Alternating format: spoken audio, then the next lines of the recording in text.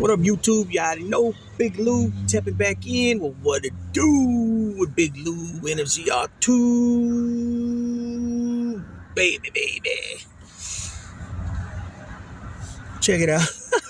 This shit, I mean, it's funny, but it's not funny because this stuff it's prevalent and it's happened in so many times, so many places, so many times over and over again. Things like this has been getting exposed, by these company drivers and on both ends, just manhandling things and also taking things, you know what I mean? Excuse me. So I was scrolling through some articles and stuff, and I ran across this. Dana White was being driven around New York, and his chauffeur happened to stop the vehicle close by the delivery driver, FedEx delivery driver truck, the delivery driver, and he was at the tail end of the trailer, and he had a hand truck, a dolly, just stacked up with packages, and he was just literally grabbing them and throwing them into the back of the truck. The article described it as he was throwing them like he was taking jump shots in basketball. So Dana White ends up, whoever was with them in the vehicle, besides the chauffeur, was videotaping it, taping it with his phone. And Dana White says, "On NYC, baby," you know what I mean, like, and to make it a joke. And then both guys start laughing, and so they posted this, and that FedEx driver got fired. I don't feel, man, it's kind of tough. I mean, he definitely was in the wrong doing that. And the thing is how many times has he done that in the past? How many, people's items did he just, wreck and destroy, by doing this? Like I said, it was a dolly. It was a dolly. I'm gonna try to find the link to the video and put it in the description if I can find it. How many times has he done this before? Some could say he could have got, some type of, reprimanded somehow, maybe taken from being a delivery driver and maybe placed in the warehouse or something.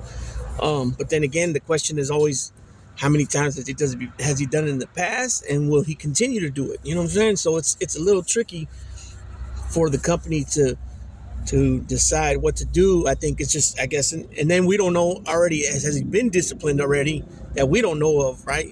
So that could have, but he might already been, this might already been an issue before with him, or he might have been on, thin ice for other things, and now this broke the camel. It was a straw that broke the camel's back, So in a way, I'm kind of like, could have been, maybe he could have been reprimanded and taken care of, maybe put on a disciplinary probation period or something. But then again, we don't know this guy's history or what he's been involved with. But it goes to all the different times that we've seen, ring cameras catching the delivery driver, from FedEx, from Amazon, from UPS, where they're kicking boxes, stepping on boxes, delivery boxes, tossing them from the sidewalk, you know what I mean? We've seen this a lot of times. And on top of that, you see it where they place it in front of the, on the porch, take a picture of it to prove that they delivered it, and then pick it up and take it. We've seen that too. So, it's good. It's good that these cameras and the cameras are catching people that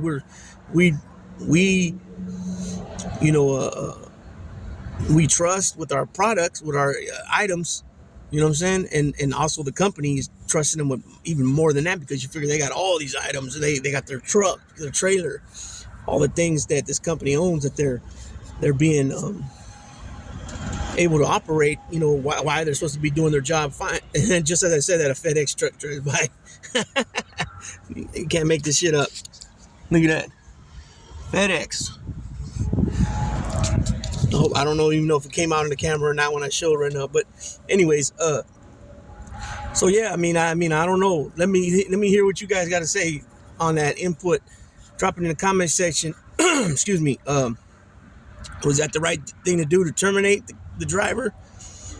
And then, like I said, the dolly was full of packages from the bottom of the, where the ramp is on the bottom. The flat part, all the way tall, just about as high as tall as the driver. So, and he's just literally grabbing them, and he's just right there in the neighborhood. It looks like he's in the neighborhood, like a Park Avenue or something, the brownstones, and he just grabbing them, and it looks like people are outside and around. It don't bother him one bit that people are seeing him. So you know what? After remembering that right now and stating that, maybe this is what he had coming. You can't be just taking people's money, people spending money on these packages. Some of these packages, even though they're small boxes, they could be worth, $200-$300, maybe even more. I don't know. Well, I don't know what's in them. You know what I'm saying? And he don't know what's in them. He might have an idea that he's got a order full of electronics or something like that, but he don't know necessarily what's in these box. I don't think, you know what I mean?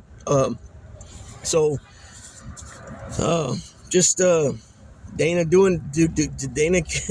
Dana White doing what he do, and he caught this guy doing that. And Dana White is pretty big from what he, when he talks, when he gets political. Anytime they talk to him and try to get him to open up about policy and political stuff, he's just straight up. He seems to be American, straight American for Americans. You know what I mean? For looking out for the well-being and just knowing doing the right thing. I should say. There you go, doing the right thing. And you know what? And I don't hold Dana White account. I don't hold nothing to Dana White because he's friends with Donald Trump. That's not. That doesn't define the gentleman, Dana White. You know what I'm saying? He has a special relationship with Trump.